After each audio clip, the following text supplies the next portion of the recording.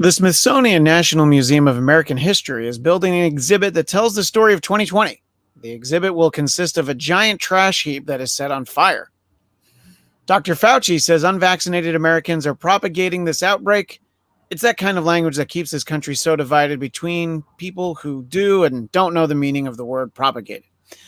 After 25 years, PBS's beloved children's show Arthur will end next year. However, there is talk of an updated version of the show where Arthur will propose to a woman he's never met. That joke was really just for me. Tamra wrote it, but I loved it so much. I was like, I definitely loved it. I know. I was like, what? What am I missing here? The Dudley Moore movie Arthur is what you're missing. Yeah, Dudley Moore and Liza Minnelli, the couple that we all didn't know we needed. Right. But back to now. Facebook, Google, and Netflix joined other major companies in requiring employees to be vaccinated. Mark Zuckerberg keeps trying to get vaccinated, but no one seems to believe that he's over 12. And finally, the U.S. has reached its milestone of 70% of adults who have now had at least one COVID-19 shot. The next milestone for that number to surpass... sorry, that's my fault. I'll just start over. The U.S. has reached a milestone as 70% of adults have now had at least one COVID-19 shot. The next milestone is for that number to surpass the number of Americans sexually harassed by Andrew Cuomo. It's Biden time. Welcome to the show. As always, I'm Christian Bladt, joined by Scott Moore. Tamra is having some tech issues, but we do hope that she works them out in the very near future. Obviously, a lot of national stuff to talk about, but we do have plenty of things specifically on the governor level. There's a few things, and I do want to start with Andrew Cuomo. Not particularly good findings in the, sort of the latest release. There are definitely a lot of people that are calling for him to resign. I think that this was one of those stories that frustrated people because they started to feel like, oh, he got away with it. I guess that really what we needed was the opportunity to actually, have these investigations conducted. And now he's got, I guess, a week from tomorrow is when he's able to submit any evidence. Andrew Cuomo, that is. Now, I wanted to kind of just get your thoughts just in general, Scott, for what you're hearing. Obviously, this story has been going on for a while. Fairly damning testimony. And what do you think about Andrew Cuomo and the calls for him to resign? Yeah, I mean, we talked about this a couple months ago, and we, when it first kind of came up, and some of the two U.S. senators there in New York, Chuck Schumer and Kristen Gillibrand, had said at that time he should resign, and we talked on the show and said let's go through the process, give him his day in court. Essentially, let's see what happens in this, and then we can go from there. And now that we've seen what's happened, and if it was one person, you might be able to say, okay, well, there's two sides, and it's gross, but there's one person. So how does that work? But when you have multiple people, when you have basically a dozen women practically that have come out, and the stories corroborate and they make sense, there's definitely a trend there that doesn't look good for the governor. And it clearly has some other issues that are scandals, like we've talked about too in the past with the nursing home numbers and the way the nursing home things were handled during COVID last year. His hope is that he can run out the clock, and the hope is for him is that he thinks he could stand long enough for the primary next June, which is almost a year away. And if he can run out the clock by keeping some of this going and not resign, that his hope is that he leaves it up to the people in the vote. And if they vote for him, and then he runs again for a fourth term in November next year, that's his hope. But I think at this point that's untenable, and at some point he's going to have to come to terms with the fact he needs to resign. He was taking a page out of the Governor Ralph Northam playbook back in Virginia a couple years ago, but that was a different situation. And we also talked about the fact that in Virginia too, it's only a one term that you can be governor, and you write out your term, and you're not able to run again consecutively. So that was a little bit different situation. I think he was looking at that and trying to stay in it. And he's seen some things from the Trump playbook and others, but in this case, it really is untenable, especially with the amount of time that he has left on the clock, that he really is going to have to come to terms that he's going to have to step down.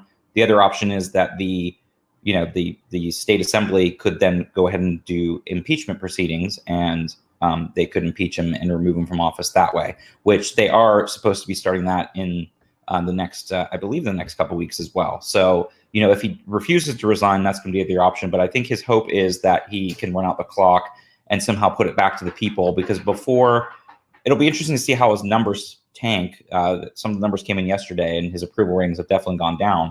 But prior to this, he still was fairly popular, especially among New York, ironically enough, New York senior citizens, those over age 70. And, he was riding that wave of pretty high popularity numbers. I think he could run this out and be able to run again for a fourth term. But, I think that ship has sailed now, and he's going to have to come to terms with the fact he's going to need to resign.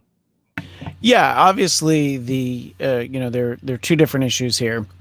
The handling of the of the retirement homes, and the handling of making them admit COVID patients. I think that that is policy related, and it's clearly a policy mistake not to in any way take away from these claims of the sexual harassment. But you've got these two problems. And here's the thing about this. You're talking about Ralph Northam. The picture circulated that he was in blackface.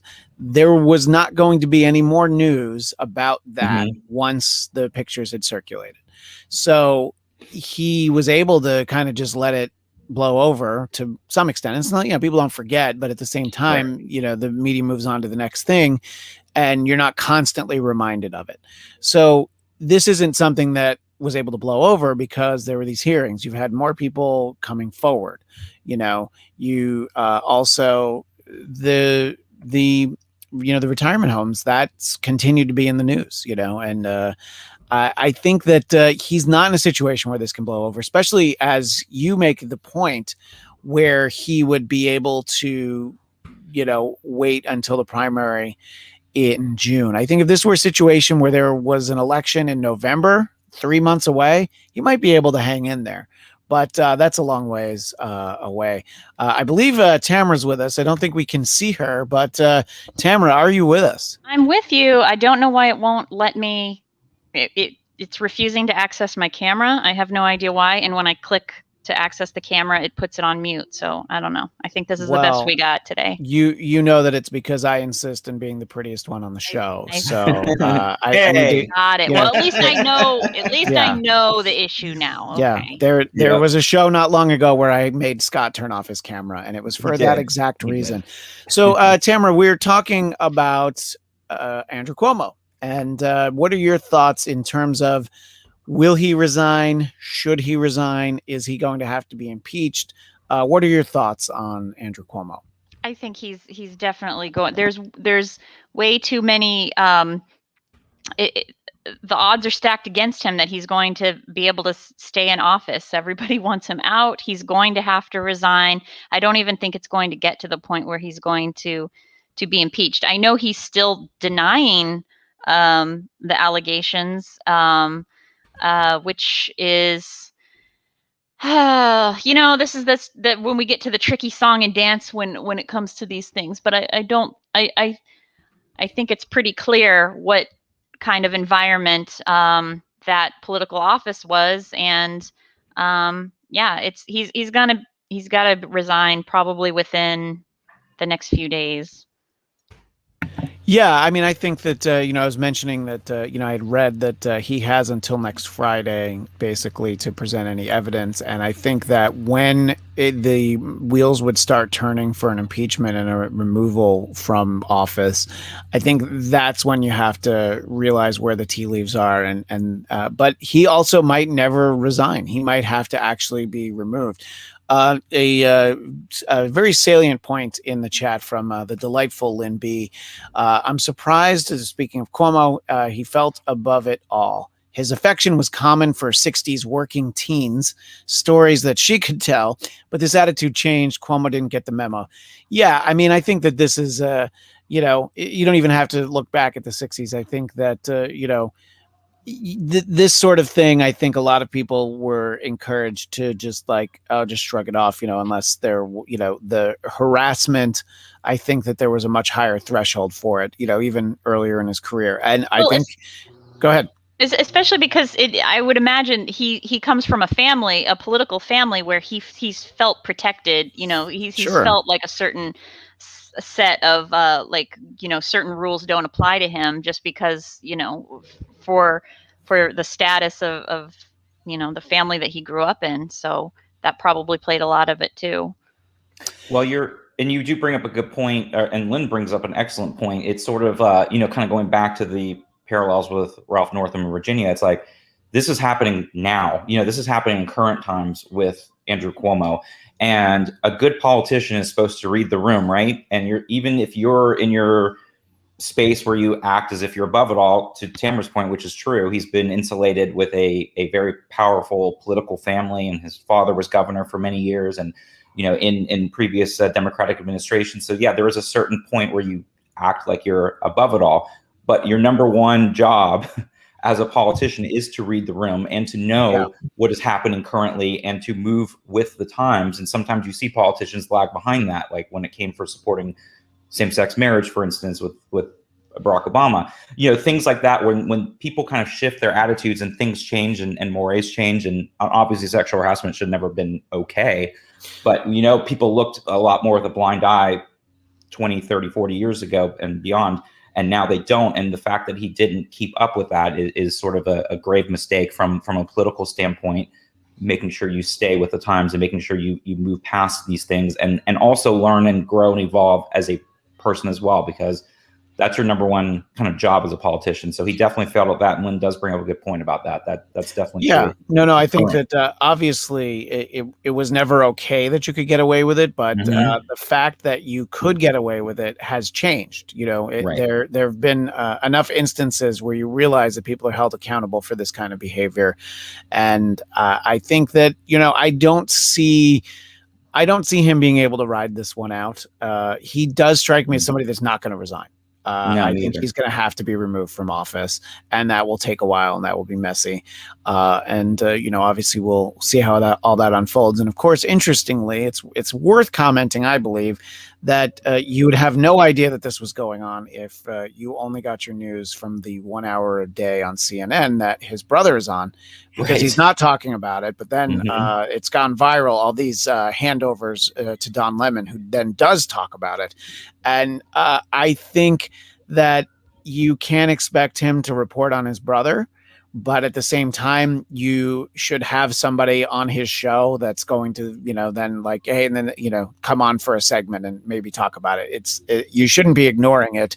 And if you are ignoring it, you probably, I don't know how much they pay him, but maybe they can have him, take an extended hiatus, get a head start on his Christmas shopping. I think it's the whole time that we've had this story, obviously it seemed very problematic to have his brother on a major news network, or as some people would say, or CNN. But whatever the case, I think that it's just so obvious, and it's got to be embarrassing. What do you think, Tamra, about basically having Tamra actually popped away for a second, but I believe she's back. Sorry about that. I was looking down below and I saw you in the row down there, but no not problemo. Up here. I tried one more time to access the cam and it kicked me off. So there we go.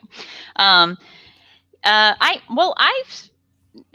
seen Chris Cuomo say just clearly state, like, I can't comment on this. Sure. For personal reasons, of course, on his show.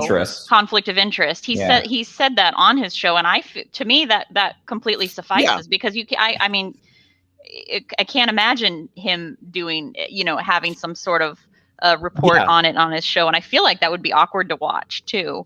So yeah, that's true. Maybe it's maybe at the very least you have somebody come on for the last 10 minutes and then they get to do the handoff to Don Lemon, because it's like he shouldn't have to report on it, and it's really strange for him to report on it, even if he hated his brother, to still have him be the guy reporting on it. So Yeah, but obviously the much bigger story is where this goes and what this means for the people of New York. New York City has also made news this week because they're going to require vaccination cards or negative tests to eat inside at restaurants or go to gyms. And I think that this is the step that a lot of people, a lot of states, a lot of cities have been trying not to do. But especially when you have a problem with the pandemic, the way that New York did, and because of the way that city is in such close quarters. I think that it's a logical step, and honestly, one that I think is going to be much more common. Scott and I, the last couple of weeks, we've touched on vaccine passports a few times, and just the fact that they seem like they're going to become a reality. And what do you think about critics, Scott, who are saying that what this is doing is basically hurting, sort of your lower income population from being able to go to restaurants and being able to go to things. I mean, that's the biggest, any politician that took a stand on this, any talking heads that did, they said that, well, this is going to hurt minorities. But what I will say is that my understanding is that the vaccines are free to everyone. That's my understanding. The tests are not necessarily free, but the vaccines are. So what were you going to say, Scott? No, correct. The tests aren't necessarily, although a lot of pharmacies do provide it for free, especially if you do have income issues. And I know in some places, even when I was in Florida last month, I sent a staff member over just to get a test, and it was free. But it depends. I think more of the issue is the accessibility, and that's what some people are pushing back on, is the fact that if you're lower income and you live alone, or you're elderly and you don't drive, or you don't have a car, or you are on a very limited income, so you can't afford a ride share or taxi to get to a location that has the vaccines, that's where I think some of the people are concerned about, that they may not be close enough to where some people live to be able to get there easily. And that is something that has been an issue. I mean, you can see it across large geographic areas like Los Angeles, where it can be hard for people to get to a central place. You see it all the time when we talk about rural areas, where when we talk about even for voting and stuff, being able to get an ID card because you don't drive, and being able to get to a DMV when you live out in the middle of nowhere in a low population state. Those type of challenges are real. And that is something that is talked about, like, where can we get these vaccines to people that need it? And I know some places are starting to do sort of the pop-up thing where they take a mobile van to a location in particular that might be further out, or might not have a lot of access to transportation, to be able to get those people in those neighborhoods. But it is definitely a challenge. But on the flip side, there are options now to get the vaccine, and we've talked about this ad nauseum on previous, so we won't go back into that. But the thing is, they are going to say within probably the next month or so, around Labor Day, that at least the Pfizer vaccine has full approval, and shortly after it'll be Moderna. So that should hopefully take a little bit of some of the fears of part of the population that is concerned about taking a vaccine that hasn't had full approval yet. And that's probably about 10% of the overall population that's left to be vaccinated, because we're still going to have that group of folks that don't want to get vaccinated for any reason. And that's going to be their prerogative, but they will be limited in some things that they will want to do in the future. And that's fine, but that's sort of where they will have to be. But yeah, that's definitely an ongoing thing that they are actively trying to work out, and how to get these vaccines to that 10% of folks that want it but may not have the easiest access. But you're correct, they're all completely free to everybody, no matter what. Right. And I was reading earlier that in Louisiana, which has had very low vaccination rates, they have gone up tremendously across basically all age groups. And it's because of the fact I have a friend who lives in New Orleans that is writing out the results on a test at the very moment, because they are pretty sure they got it, because of just how rampant it is there. Tamra, though, to circle back to the New York aspect of it, the only thing that surprises me about New York City requiring proof of vaccination for restaurants and gyms is that Los Angeles didn't do it first. What do you think, Tamra?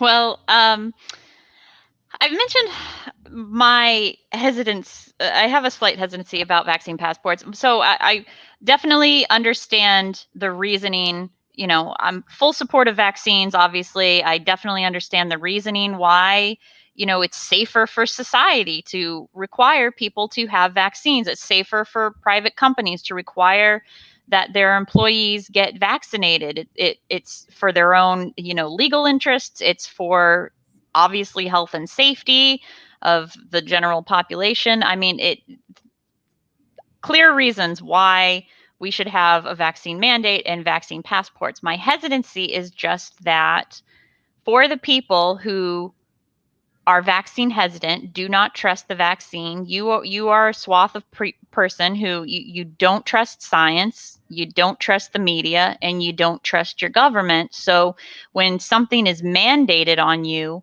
that's only going to further fuel the resistance. That's only going to heighten your mistrust, and that is my hesitancy when it comes to that. Now in New York City, I mean, I guess it's a vaccine passport, slightly different than like an employer mandate.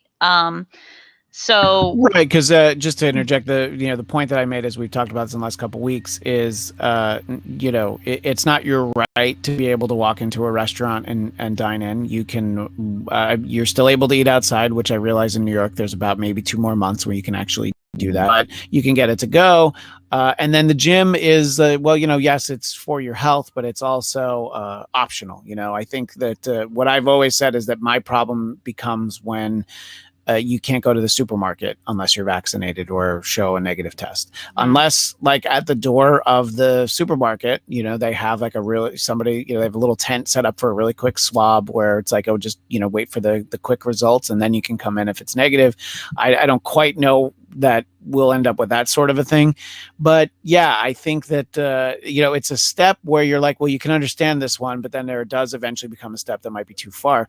Again, Lynn B, we appreciate her being there. She points out, and she uses the air quotes, they will face revolt from formerly compliant folks.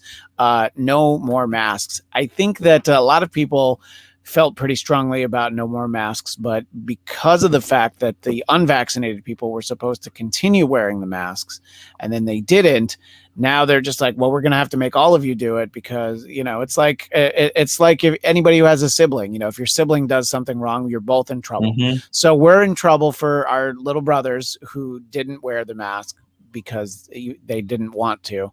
And I feel like, I'm at a point where it doesn't really bother me that much. And as I said many weeks in a row, that because my kids are so young, I prefer for them to wear masks in most settings, but especially indoors.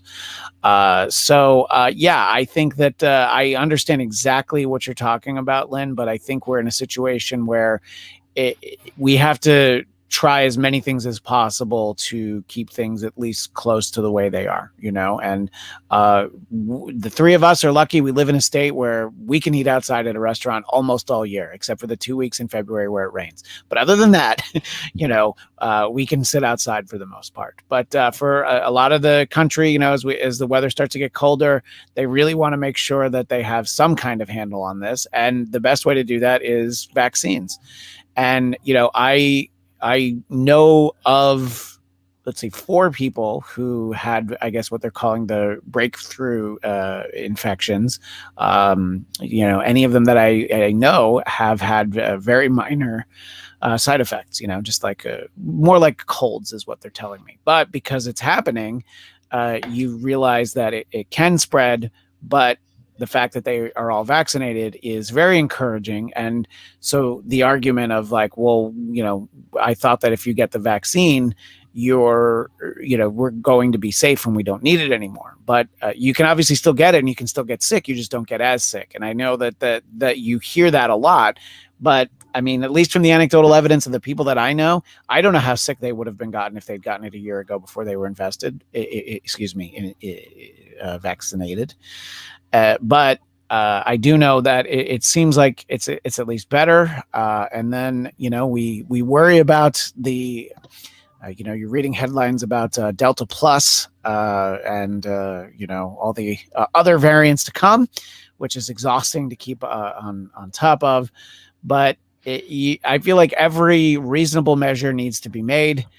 And in states like New York and California, I feel like reasonable measures are being made.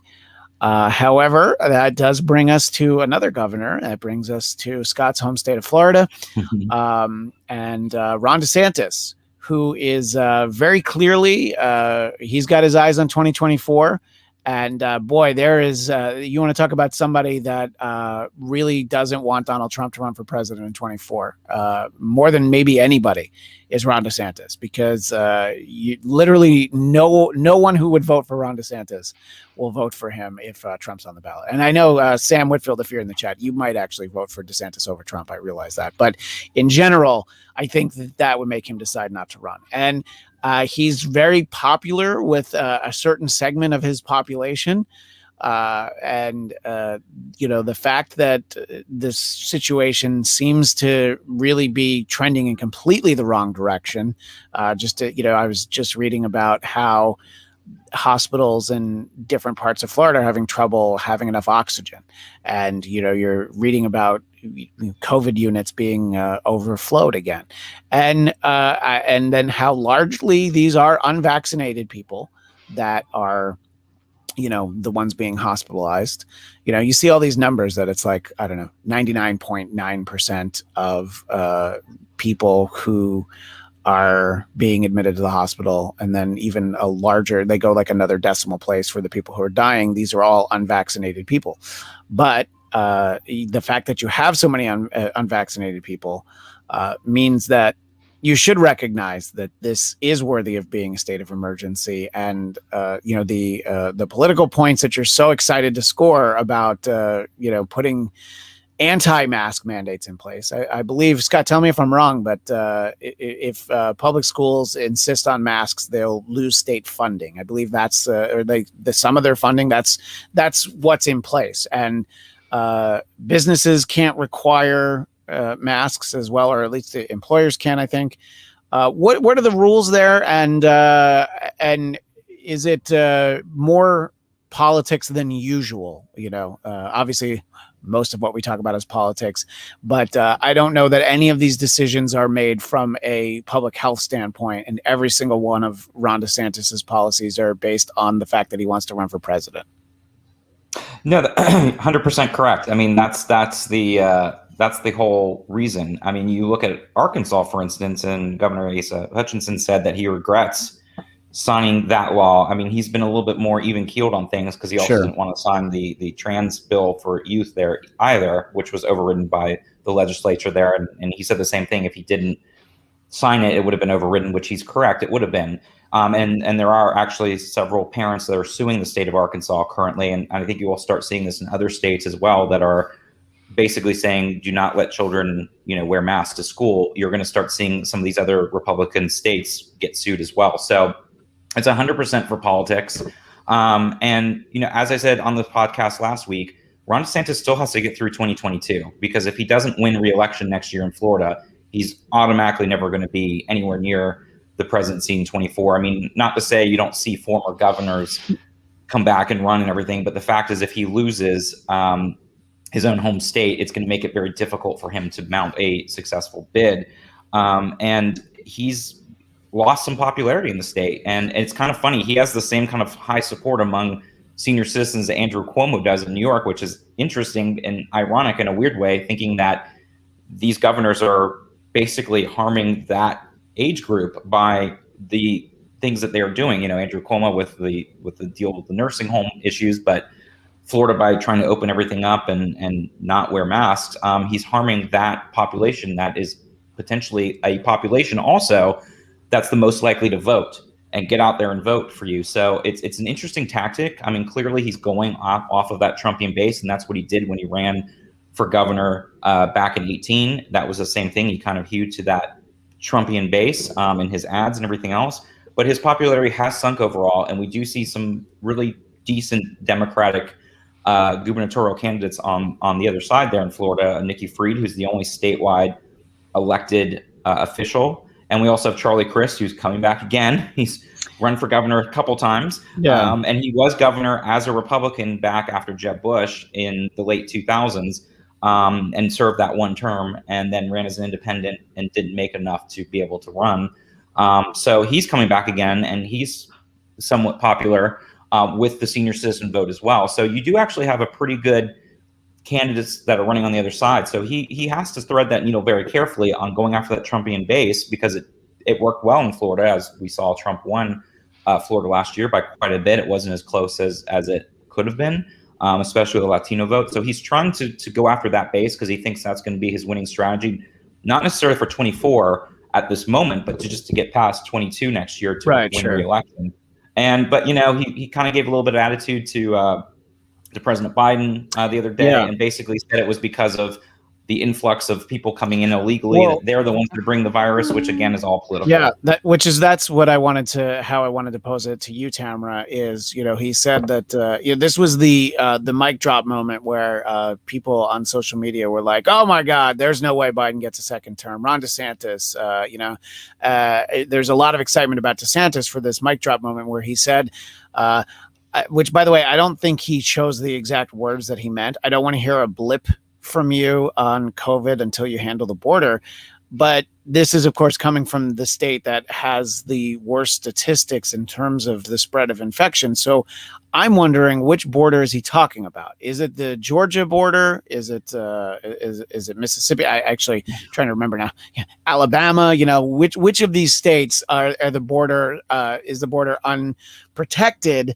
What do you think about all of this, and the mic drop moment that maybe you should probably hold on to the mic a little bit longer instead of just dropping. So what did he say? What was this mic drop comment? So he didn't actually drop the mic, but people were referring to it as that. But he was saying, I don't want to hear, it's the end of his comments. It was like, I don't want to hear a blip from you about COVID until we handle the border. And then he walked off, and his DeSantis saying that to Biden. Yeah, he called out Biden. Ugh. Yeah, I hate the phrase mic drop nowadays, because it's just because we all just are so, you just want reassurance, you just want a reinforcement of your own beliefs, so you can just be like, Democrats suck, mic drop. It's like, it's just another phrase that's lost all meaning. So DeSantis had to, since cases are raging in Florida, he has to, avert attention somehow, so that scrutiny doesn't focus harder on the job that he's doing, preventing the spread of COVID in his state. So, of course, divert it to the thing that his base loves to place blame on. So I suppose from his standpoint, clear direction of where to place blame.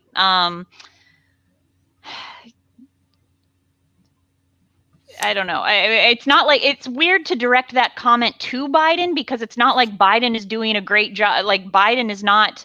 He's keeping Trump's same policies at the border, so right. It's not like he's welcoming immigrants with open arms. So for DeSantis to say that to Biden, it's like, okay. Yeah, but these are clearly whatever the playbook that's going around. These are the two issues to link together, because there was an elected official in Texas that was calling into question the number of migrants coming across. And look, in Texas, at least you have a border with Mexico, so you can make the point in Texas. It's a little bit of a stretch when you're in Florida, but the numbers of people that are coming in across the border, and how many of them might have the percentage that are testing positive and all that. So the idea is that these undocumented people are coming in, and they're bringing COVID to us, which I can't say that nobody coming into the country illegally. I'm just saying, it's like they might have some, but there's already plenty here. Right. So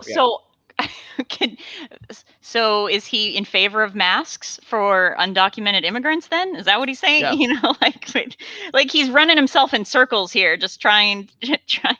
trying to just divert any sort of focus on Yeah. himself. It's like, okay, so you're overrun with immigrants who are bringing the disease into your state, then require masks. Like there's Right. Well, yeah, exactly. It's speaking of Texas, our friend Jason Blair says he quotes the fact that cases are raging. How are the deaths and hospitalizations among the vaccinated? The goalposts keep moving.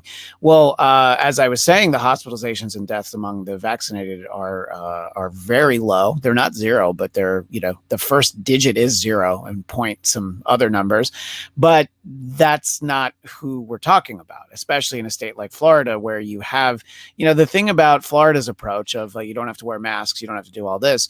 I think it would probably be fine if they had continued to go on the upswing. What we had here in California in terms of like, oh yeah, we're going to open stuff up and you know what, you're not going to need to wear masks, was assuming that we were going to continue vaccinating at the rate we were. But even here, it slowed down. So I think that that's really what the problem is. And, DeSantis should be focused on keeping as many potential DeSantis voters healthy as possible. Exactly. So what is that policy? I don't know. I don't have a degree in public health, so I don't actually know, but I'm sure he has some people who can tell him. But it's much more important to go on TV and tell people that they don't need to wear masks when some of them don't. But there's the ones who are in the hospital, maybe they should have been vaccinated. But also Sam wanted to make the point that DeSantis will win if the administration keeps trying to force the jab. By the way, I hate that word jab. I don't know what it is. It annoys me so much. And it's not that you used it, Sam, because that is what people say. But every time I hear it, I'm just like, ugh. But that's just me. Jab. Yeah. But and Corby in Missouri, how are the deaths and hospitalizations among those actually receiving treatment? That's the question. And yeah, that's what we're saying is it's very low. So it would be very low overall if everybody would get the vaccination. That's what we're talking about. It's not even everybody, but like a lot more than have. The herd immunity, because the other thing that comes up, we've talked about, is the longer this goes on, then there's new variants that are going to emerge. And now we're going to be heading into the fall, like you said earlier. And as people are now having to go back indoors in the next couple months, if people are not going to elevate these vaccination numbers, we're going to see either new variants emerge, or we're going to see it get worse in the fall and winter months, because now more people that are not vaccinated are going to get it. And those are the people that are most at risk, like has been said all along. Vaccinated folks, there are quite a bit of breakthrough cases, but nobody is at the numbers we were this time, last year when we had that summer surge in the fall, because now we have vaccine options. And that's what we were saying last week. They won't shut down things again, because there are vaccine options. We're not in that place where we were last year, but more folks need to do that in order to get to that herd immunity level, in order to keep it from allowing itself to continue to mutate and new variants emerge. And that's the thing, is it's going to be continuing onward until we get these numbers a little bit more out of control. And that's also why we also have a vested interest on making sure the vaccines get to other world countries, especially poor nations and places where the populations are very high, in order to keep the variants from emerging and keeping this going, forever. Yeah. Well, yeah. And then, there were comments earlier from Dr. Fauci about, don't think that the variants are stopping with the Delta one. There's already other ones that we know about in other parts of the world. And at some point, you can have one that will be much more resistant to the vaccinations. That's why we're all expected to be getting booster shots maybe later this year. I don't quite know where we're at on that in terms of timing, but there's that expectation. So, I think that there's a couple things I wanted to bring in here. Corby says among the people that he knows who are receiving actual treatment, they're pulling through without major problems. And yes, the majority of people do recover. What I will say is that we don't know what the long-term effects are. There was a graphic that was going around of an X-ray, a chest X-ray, and what someone's lungs looked like if they were infected with COVID, vaccinated or unvaccinated. So there are the questions in terms of, yes, people want to know what are the repercussions of getting this vaccine and what will it do to you over time. well, we have a better idea of what happens if you catch this virus and get it over time. Corby goes on to say, getting treatment other than the shot is tricky. You have to be your own advocate. Otherwise, they will let you go home and die. I mean, depends on how sick you are. They don't let you go home at a certain point, depending on, the level of infection you have. And Jason, you say that you find it funny that the same people who deride people for not being vaccinated seem to be the same people who are super concerned for those same unvaccinated and vaccinated people's health. I love this comment. Yeah, well, I mean, shouldn't that be a good thing? I mean, we're not telling people to get vaccinated because we want to be bossy. It's because we don't want people to die. Yeah. Yeah, I mean, it's just the empathy of, like, you read the stories of there have been a lot more, unfortunately, over the last few weeks and months of just the deathbed realization of, like, oh, I really should have gotten the shot. There was like a father that I read that was his comments because I made a TikTok video recently about just that thing, about how liberals think that like unvaccinated people are on their deathbeds going, oh, I was duped by Tucker Carlson. I wish I had just got but what they're really saying is like, I still say it's not COVID. And all the comments I'm getting from medical professionals being like, no, they are regretting that they didn't get vaccinated. That's what's happening on their deathbeds. And I'm really appreciating hearing from people who are having these personal interactions. Yeah.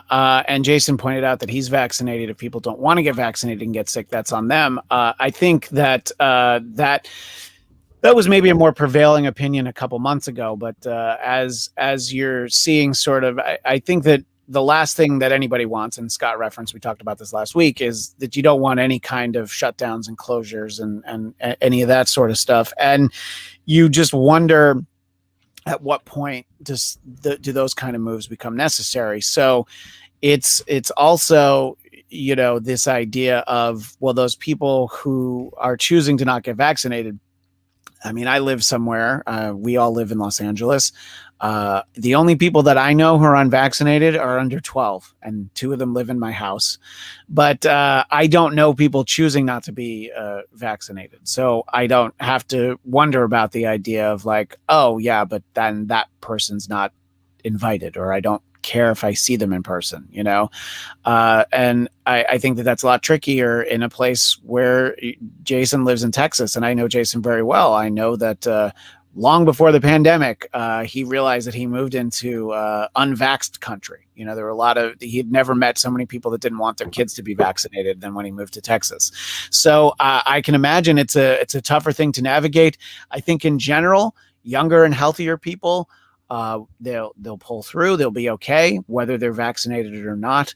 But the only way that I can see, and maybe I'm just not getting the right information, for some of this to not spread in this capacity, is for more people to get vaccinated. And look, it's encouraging, even here in California, and as I mentioned, Louisiana, a lot of other states, they're vaccinating a lot more than they were even a week ago, especially like a month ago. So I think people are taking it seriously, and that's all we can really do is see where that gets us. And Corby says that actually Corby's got a couple of comments. So it's a choice. Unfortunately, in his area, he lives in Missouri. The majority of the medical field is choosing not to treat people other than with the vaccination. Well, that's interesting, because once you have the illness, you can't vaccinate them, I don't think. So you have to treat them with something. But he also says too dumb to vaccinate is not helpful to the conversation, but it is the popular opinion. Why is there little to no talk about treatments that are having good results? I think because those treatments are very expensive, and not that the vaccinations aren't. Somebody's paying for them somewhere. I realize that these companies are talking about how they would like to make money. I agree. I don't like the too dumb to. I mean, that narrative. People who are saying that's completely terrible. And like I mentioned, my TikTok video again. Like, so many people are commenting like, "Oh well, that's natural selection. Let them die." And I'm like, that's horrible. The exact opposite of what Jason was saying. Like that I don't think any of us are saying that. We don't want that. And Corby says that he's fine with someone vaccinating. He doesn't deride them for that. So, and Corby, you're younger and healthier, as far as I understand. And I think if you're choosing not to get vaccinated, I assume that, you're able to live fairly comfortably and carefully when needed. But I also, you hear that and you go like, well, I always hope that people are going to be okay. Even when, I think that most people stopped short of when President Trump tested positive for COVID last year. I think there were people who were able to enjoy the irony of it, but I don't think anybody was saying that they wanted it to be long term or, for it to kill them or something, not that nobody said it, but right. In general. And Corby says that the treatments for COVID are not expensive, and he's bought some of them. And, Jason makes the real point, and I'm going to leave Corby's picture up while I read Jason's comment. Corby's stash protects him from the virus. I think that if you can have a Tom Selleck caliber stash like Corby does, maybe that keeps you safe. And he points out he's 41, takes his health seriously. I choose to live a dangerous life. I also care for other people. Yeah. So did not want that one. In Missouri, love you, Roz JD, but that a lot of times what you say is not stuff that I can bring up. But you're not kicked out. I just don't always bring up your comments on the show, Roz JD. I'm sorry, Tamara. What were you trying to say? There's that rural county in Missouri that the county coroner has omitted COVID on the death certificates, has chosen to not cite deaths that were due to complications from COVID as COVID. So he says that's out of respect for the family. So I guess, in rural Missouri, the leading cause of death is still complications from alien probes, I assume. Yeah, right. Yeah. Well, there's a lot of that going around. Mm-hmm. So, I think that, just a lot of us, we wonder about, where it goes from here. And, just because some states have lower vaccination numbers and higher instances of COVID doesn't mean that we're not worried. We're still, we've got our border closed to other countries, but you can still cross state lines, at least for now. So I think that, it's in so many ways, it's very clear that we're not in this together, and people are really out for themselves. But in a lot of ways, like, we can end up in a situation where we are really all in this together. And Sam points out that there's more vaccines coming out too, and there's boosters for the existing ones. And, we'll have to see where all that goes. One of the things before we run out of time, in my head, I felt like the way that Ron DeSantis is handling COVID in Florida and just the way that it spread, I, in my head, thought that, well, that could very well be a great advertisement for Gavin Newsom's efforts to avoid being recalled. But then I read today that at least the poll that was cited in the article I read, that he's down by double digits. But I feel like if you compare, here's different ways that it can be handled, and here's where the hospitals are at versus one state versus the other. It's almost like having a Ron DeSantis, you're able to be like, look, it's not him. And if you recall Gavin Newsom, you'll have one of these lists of Republicans. And so I feel like it's very easy, just political advertisements to just be like, do you want to be Florida? What do you think about the Newsom situation? I'll ask you first, Scott. And is it a fair comparison to Florida right now? As far as the numbers here and that are rising with LA County, because I know we had the highest number of cases yesterday, again, reported since back in February. So look, I mean, that's part of when you're making it into a political issue, that's part of the issue when you go back and forth and say which states worked better. Was it the lockdown states like California? Was it the states like Florida? And you can spin numbers to argue both sides to some degree.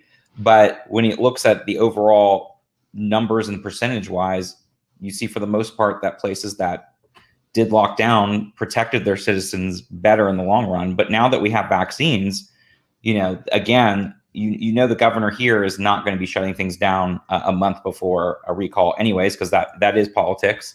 But I don't think anyone has the appetite to shut things down again, just in general with the economy and everything else. Now that we have the option of vaccines, and what it's going to take is a more mobilized effort to get that 10% I said earlier, to get those vaccines and finding a way to get to them if they can't get to the location, and get that final 10%, because, you know, that's where we're going to see where we get closer to herd immunity. Because Jason Blair's point in one of the comments he had mentioned about it's always going to be here, and that is true, and generally true that the longer that the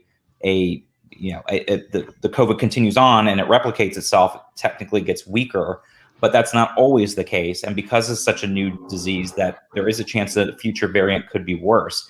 And if you get those numbers of herd immunity, you are going to have a small level of population that will be affected, like the flu every year, but you won't have these big numbers and the things that become very dangerous to a larger swath of the population if you don't get to a certain number of herd immunity. So that's the issue. And so that is going to play out. But the recall election is totally different here in California because it's not a normal election. And, you know, if it was a normal election, no Republican would ever win, no matter what, if we're going to be completely honest. So it's just a completely different variable that's just going to be about driving out the numbers of Democrats to care enough about the election to make sure that he doesn't get recalled. Right. Yeah, I think that and we spent some time on that last week. But I think you're right. It's very cynical, and I think that the state is not heading in a direction where they're going to close things down again. But I know that it won't happen because he's got this recall election.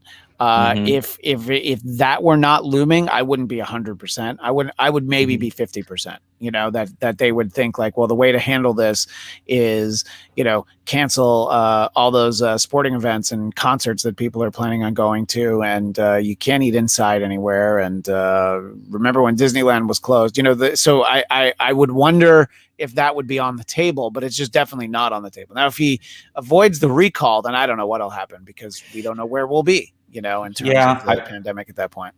I still think it's going to be about driving up the numbers of vaccinated folks, because again, we see that the levels are much lower, even if they do get breakthrough cases, as opposed to shutting things down. I just don't see that anyone has the appetite for that anymore, to do that when we have vaccines as an option. But technically, yes, we would be in the purple tier right now in the old system, which was the highest level in that old tier system, which means things would be shut down. But we do have a difference with vaccines readily available. Right. And that's the key difference. That's the big difference to the tier system, is that it wasn't created factoring in vaccination. So, Tamra, all this local talk, what are your thoughts on Newsom, comparisons to other states? And, you know, what do you think of the idea that he could be replaced? I really don't think that that's going to happen, because of the fact that, like, even if it's low Democratic turnout to vote to not recall him, it's the problem for Republicans is that there's, I think at this point, like something like 46 candidates that turned their paperwork in, and there's no superstar. There's no Republican candidate that really stands out among the others. So I'd say, like, if there was some sort of very, you know, like charismatic Republican rising star or something that was on the ballot, on the recall ballot, I would be a little bit more nervous. But because that's not the case. We need another Schwarzenegger. So we basically need Jean-Claude Van Damme, or maybe, I don't know, Jackie Chan. You know, I mean, if that's what they want, we need an action star to be on there. Because maybe, hey, by the way, if we could vote for all of the Expendables, and they would all work together to run the state, that might be something. I'm sorry, what were you going to say? And also, you know, Democrats can you can vote to recall, and then you can also vote for, on the same ballot, vote to recall, or vote for Newsom, not to recall, but also a candidate should the recall go through. So it's just. I didn't even realize that was what the ballot was going to be. I thought that if you just voted no, you washed your hands of it. So it's like, all right. So I'm gonna have to really think. And in the chat, Sam has given his endorsement to Larry Elder, so I'll have to take a look at that. Corby, I may be a dumb hillbilly from rural Missouri, but even I can understand an alien probe. Thank you for that. But he also wants to know, why are people moving from California to my state? My neighbor moved from LA in March. I mean, it's obvious that Branson is because nobody can afford to live here. That's also true. Branson is the entertainment capital of the world. People just want to be closer to Yakov Smirnoff's theater. I believe that that's the reason why they are moving there. Silver Dollar City, baby. It's a good time. Yeah. See, look, there's Sam's comment. Larry Elder for governor. And there's you know what, we will talk about this at some point, and then Sam throwing Nick Searcy in there. Thank you, Sam. we will talk about it came up from some people in other states talking about this this law that's going to make bacon much more difficult to purchase in California. We can talk about that another time. We also didn't talk about some other substantial things, but I wanted to kind of stay in the governor weeds as much as we did, because I just thought that it was interesting that how much these governors have all been in the news. We appreciate everybody in the live chat, a very lively conversation. And I think, Roz JD, sometimes the comments are just so long that I can't read them while I'm on the air. So I always tell you, you're never banned. I just don't always bring your comments up because I'm sometimes a little scared of what you have to say. Is it Christian because you speak doesn't want any comment to cover his face? Yeah, that's also true. Also, is it because Roz JD speaks truth to power? I don't know. Maybe he does. All right. Maybe I'm just afraid of the truth. So in any case, we appreciate everybody who was here. Thanks to Scott. Thanks to Tamra. We will be back next Wednesday at our usual time. Well, we were at our usual time today, but it'll be on our usual day of Wednesday, 11 a.m. Pacific, 2 p.m. Eastern. And I guess because we have so many people in the central time zone in the chat, let's just say it's at 1 p.m. Central. Tamra, until then, where can people find you? You can find me on social media at Hey Tamra. And Scott, where can people find you? You can find me on Twitter at sman80. That's sman80. And me, as always, I'm at Christian DMZ, and you can follow me on Twitter and Instagram. And please subscribe to the Blackcast YouTube channel. You will get this show, Marvel Movie Talk, and also the titular Blackcast, and a lot of interviews go up throughout the course of the week. So if you just want to check those out, it's been a lot of musician interviews lately. So check that out, and we appreciate all of your time. We will see you again next week.